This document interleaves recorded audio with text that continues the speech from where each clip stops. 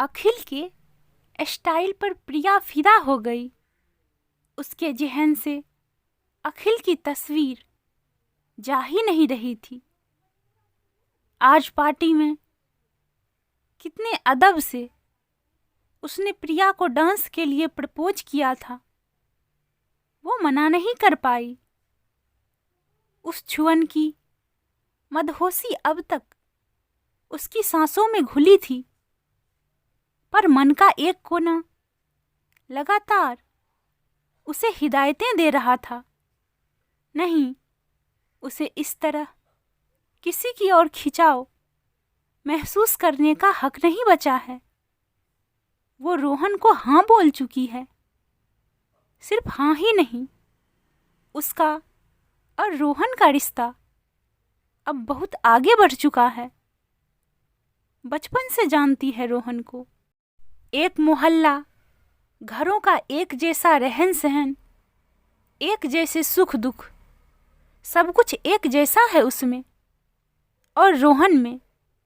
उसके और रोहन के घर में, परिवार में, उनके आसपास के लोगों में बस एक चीज है जिसमें प्रिया अपनी बस्ती के सब लोगों से अलग है। वो है उसकी ऊंचाइयों पर पहुंचने की चाहत, उसका बड़े लोगों जैसी जिंदगी जीने का पैशन। उसने वो जिंदगी पाने के लिए और रोहन ने उसे ये जिंदगी देने के लिए मेहनत भी बहुत की है।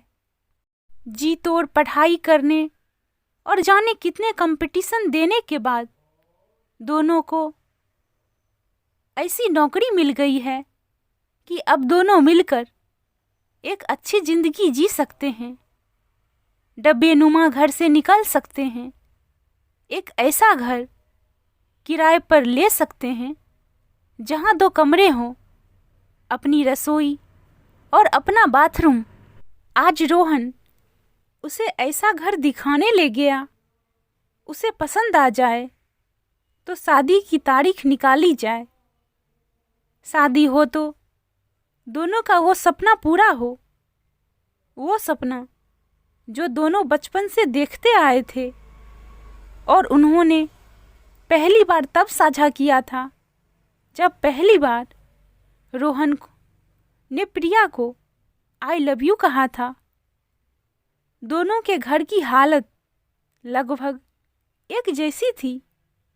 कभी रात में सोते समय बरसात का पानी टपकने से नींद खुल जाने का डर रहता, तो कभी घर का कोई हिस्सा या सामान टूटकर गिरने से चोट लग जाने का, कभी बाबा के पीकर आने पर, सामने पड़ जाने पर बुरी तरह पिट जाने का डर, तो कभी रात में सोते समय इस बात की खुंदक कि दूसरे दिन का राशन ना होने के कारण स्कूल छोड़कर माँ के किसी काम पर एक्स्ट्रा घरेलू काम के लिए पैसे कमाने जाना है। रोहन के सीने से लिपट गई थी प्रिया। उसने मन में उठने वाला सबसे जरूरी सवाल पूछा, तू मुझे ऐसा घर, ऐसी जिंदगी देगा ना जहां रात में मैं तेरे सीने पर सिर रखकर दुनिया की सबसे निश्चिंत नींद सो जाऊं। रोहन ने उसे बाहों में भींच लिया। खूब प्यार करने के बाद वादा किया ऐसी जिंदगी देने का। अखिल की न्यू ईयर पार्टी बहुत शानदार है। प्रिया को अपनी पूरी 1 महीने की सैलरी खर्च करके खरीदी ड्रेस भी यहाँ बड़ी सस्ती और आउटडेटेड सी लगी। बड़ी लोगों की बड़ी अदाएं देख देख कर प्रिया सोच रही है कि पैसे से केवल ड्रेस, गहने, मेकअप का सामान ही नहीं, आत्मविश्वास भी खरीदा जा सकता है। सुंदर दिखने का सामान और आराम की लाइफ हो तो एटीट्यूड आ ही जाता है। मेरे साथ आएंगी प्रिया जी? अखिल ने पूछा। तो प्रिया अखिल के साथ हो ली। आपसे कुछ बात पूछनी है प्रिया जी। बैंक्वेट हॉल के एक बेहद ही खूबसूरत अलग कोने में सजी टेबल पर बैठकर प्रिया को बैठने का इशारा करते हुए अखिल बोला। Yes sir. प्रिया बैठते हुए अदब से बोली। आप मुझे सर ना कहा करें प्रिया जी। दरअसल मैं अखिल थोड़ा सकुचाया। अपने ऑफिस के हेड बॉस को सर ना कहूँ तो क्या कहूँ। प्रिया सकुचाई सी बोली। प्रिया जी, मैं जानता हूँ कि आपकी इंगेजमेंट हो चुकी है, फिर भी मैं आपसे कुछ कहना चाहता हूँ। मेरा मानना है कि हमें अपने दिल की बात कह देनी चाहिए। सिर्फ इसलिए बस इतना चाहता हूँ कि अगर आपको मेरी बात पसंद ना भी आए तो भी आप बुरा ना माने। अखिल इतना कहकर प्रिया की प्रतिक्रिया देखने के लिए खामोश हो गया। जी कहिए, मैं वादा करती हूँ कि आपकी बातों का बिना बुरा माने जवाब दूंगी। प्रिया का दिल धड़कने लगा। प्रिया जी, हर इंसान अपने ख्वाबों में एक तस्वीर लिए घूमता है और जब वो तस्वीर उसे दिख जाती है तो उसे प्यार हो जाता है। आप वही तस्वीर हैं जिसे मैंने ख्वाबों में बरसों तराशा है। जिस दिन आपको पहली बार देखा उसी दिन ऐसा लगा था, पर मुझे आपने रोहन से मिलाया, ये बताकर कि आप उसकी मंगेतर हैं। इसीलिए मैंने अपने दिल को आपकी ओर से हटाने की भरसक कोशिश की। पिछले 6 महीनों से मैं यही कोशिश कर रहा हूँ, पर अखिल ने अपना वाक्य अधूरा छोड़कर प्रिया के चेहरे के भावों को तोला। प्रिया खुश नजर आई। प्रिया के चेहरे के भाव पढ़कर जैसे अखिल का हौसला बढ़ गया। उसने अपनी अधूरी बात पूरी की। प्रिया जी, कल मैंने एक फिल्म देखी जिसमें कहा गया कि अगर हम किसी से प्यार करते हैं तो उसे बता जरूर देना चाहिए। तो मैंने अपने दिल की बात आपसे कह देने का फैसला किया। खुशबूदार डिनर और ड्रिंक्स से बड़ी खूबसूरती के साथ टेबल सजाई जा चुकी थी। दोनों डिनर कर रहे थे। मधुर संगीत बज रहा था और दोनों के बीच की खामोशी टेबल के बीच में सजे खूबसूरत गुलदस्ते के साथ बातें कर रही थी। प्रिया की पलकें झुकी थी। उनमें खुद पर गुरूर, खुशी और असमंजस के भावों का उतार चढ़ाव था।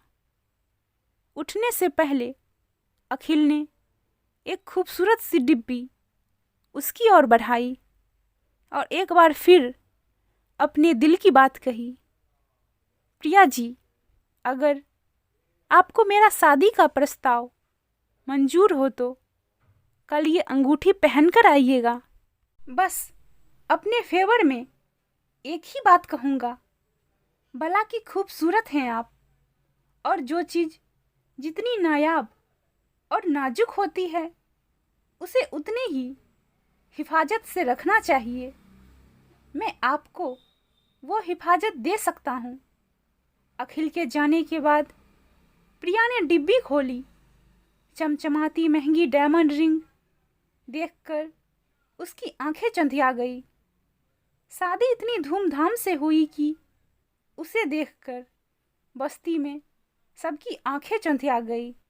ये बात अलग थी कि सोने की चमक से चंधियाई प्रिया की आंखें फिर भी कभी रोहन की आंखों में देखने की हिम्मत ना जुटा पाई। 2 साल बीत चुके हैं। प्रिया को अखिल के हाई फाई सोसाइटी में बने शानदार 3 बेडरूम फ्लैट में रहने की आदत हो गई है।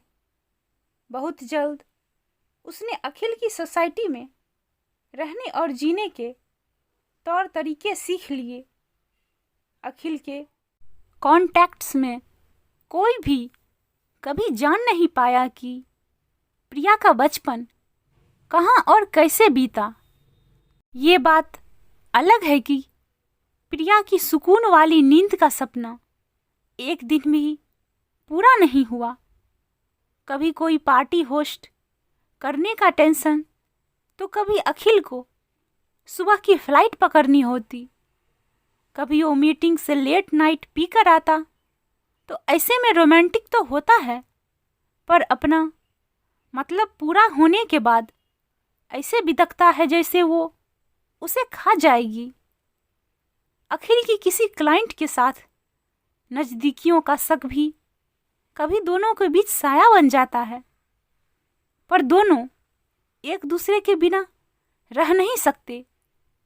अखिल की दी हुई लग्जरी लाइफ, बड़ा घर और शानदार पार्टीज को संभाल लेने का हुनर प्रिया सीख चुकी है, और प्रिया की यही खूबी अब अखिल की आदत बन चुकी है। ऐसी ही एक बिजनेस पार्टी होस्ट करते हुए उनकी मुलाकात हुई रिकी से। पार्टी की शान था वो जब उसने प्रिया को डांस के लिए प्रपोज किया और वो मना करने लगी, तो अखिल ने इशारा किया कि ये एंटीकेट्स के खिलाफ है। रिकी ने अपने हाथ उसकी कमर पर कस लिए। जलन हो रही है इस ट्रांसपेरेंट जॉर्जेट साड़ी से, जिसे आपकी खूबसूरती बयां करने की किस्मत मिली है। डांस करते हुए उसे हौले से सहलाते हुए रिकी ने अपने होठ उसके कान से सटाते हुए कुछ ऐसे अंदाज में कहा कि सिर से पैर तक सिहर उठी प्रिया। उसने पलकें उठाकर थोड़े गुस्से से देखा, तो रिकी ने दिल पर हाथ रख दिया। उफ, ये अदा, कुछ गलत कहा हो तो गुस्ताखी माफ करिएगा। फिर उसे अपनी ओर खींचते हुए बोला, कल मेरा रिजॉर्ट देखने आइएगा। पेंटिंग्स के बड़े खूबसूरत कलेक्शन बनाए हैं मैंने। दिखाना चाहता हूँ कि जो चीज़ जितनी सुंदर और नाजुक होती है, उसे उतनी ही खूबसूरती से सजाना आता है मुझे। जाते समय उसने एक डिब्बा खोला। आपके गले में खिलने से अच्छी किस्मत इसकी हो ही नहीं सकती, कहते हुए उसने बेशकीमती नेकलेस प्रिया के गले में पहना दिया। बेडरूम में आई तो सोच रही थी अखिल कितना गुस्सा होगा। तब वो भी खूब सुनाएगी कि पहल तो उसी ने की थी। उसने ये भी कहने का मौका मिलेगा कि देखा, सक्की मैं ही नहीं हूँ। दिल जलता है पार्टनर की किसी और के साथ नज़दीकियाँ देखकर।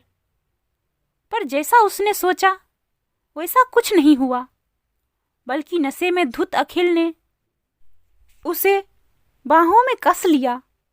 मानना पड़ेगा तुम्हारे हुस्न को। एक ही मुलाकात में रिक्की ने तुम्हें इतना बेशकीमती नेकलेस और मुझे कांटेक्ट दे दिया। Really you are my lucky charm. Priya को झटका सा लगा, कहीं अखिल अपनी तरक्की के लिए उसे इस्तेमाल करने की तो नहीं सोच रहा है।